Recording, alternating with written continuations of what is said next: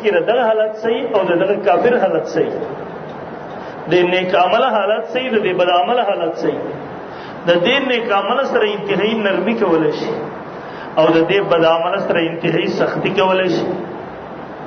نبی علیہ الصلوۃ والسلام فرمایي د نیک عمل تر فرشتي د مرګ والا فرشتي د ډېر لري نه یو دم ناګهانه ناراضي چې د ځان ورخاره کی ولې دې hebat کې واقع نشونه یری قلاره قلاره خسته شکل کې ورته مخامخ راشي.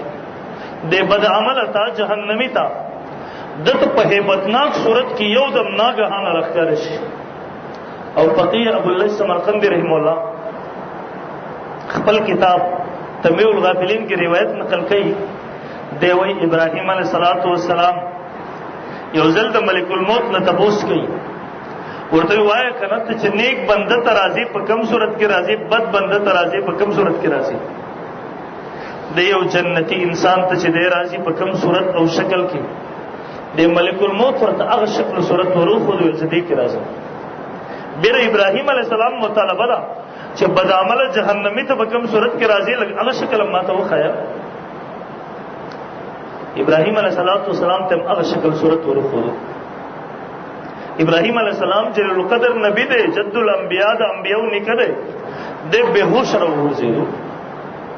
کله چې هوش کې راغی هغه فرشته ته وایي ملک الموت ته ملائکه ورته وایي یو انسان ک ډېر بد نیک عمل ای ډېر ښه اعمال دنیا ژوند دې تیر کړی دتر د حصہ سره ملاو نشي، بس دی وخت کې راستا یو دیدم ورته کافی دی چې راته څومره خسته شکل کې راځي، څومره بهترین انداز کې راځي، ستاد حسن دا یو تجلی دی وخت کې دا وګوري بس درته پردا سره کافی ده. یو انسان کې بد عمل دی د بغاوت والا ژوند د نافرمانی والا ژوند د دنیا کې تیر کړل دته جنت قبر کې هغه راحتونه هغه احساسات هیڅ ملاو نشي، بس دی وخت کې تایو نظر وګوري دستا hebatناک او خطرناک شکل و صورت یو نظر قتل دا عذاب ورته کافی دی. بس دا صورت ورته بس دا یو دیدن ورته کافی دی. نبی عرض میں کہو نبی علیہ الصلوۃ والسلام فرمائی انتہائی ناگہان خطرناک شکل و صورت کی ورته مخامخ راشي. بیکل چې نیک بنده تراشي د دې روح ته مخاطب شي ورته یا ایتها النفس المطمئنه اے نفس مطمئنه ارجعی الی ربک راضیه مرضیه واپس شخبل رب ته په دې حالت کې چې تم راضي اغم راضي دی رب العالمین ستانه راضي دی چې اگر رب ستاسو سره سم معاملې کوي یقینا ته په باغې باندې راضي. فدخلی فی عبادی داخل شه زما په خاص بندګانو کې ودخلی جنتی زما جنت ته داخل شه.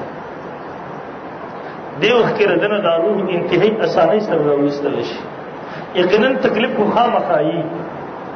دی وخت کې دی بنده سره چې کومه معامله کیږي یو وګد حدیث ته نبی علیہ الصلوۃ والسلام فرمایي دی وخت کې دی بنده تا اول د قبر کې چې پروت دی رسا د کټ کې چې پروت دی سکرات الموت د زنکدن مرحلې دي.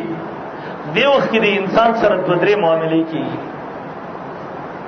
یو د مسلم شریف حدیث ته وګد حدیث ته دیم یو بل روایت ته تفسیر ابن جریر تفسیر ابن کثیر کی نقل دی روایت. دی وخت کې دې بنده ته د فرشتي چې راشي مخامخ د دې فرشتو دراتک نه مخکې مسلم شریف حدیث دی دې تا کړه د پلار وفات شوی د ته په شکل کې ورته یو شیطان راشي دته وي بچي ما پیژنې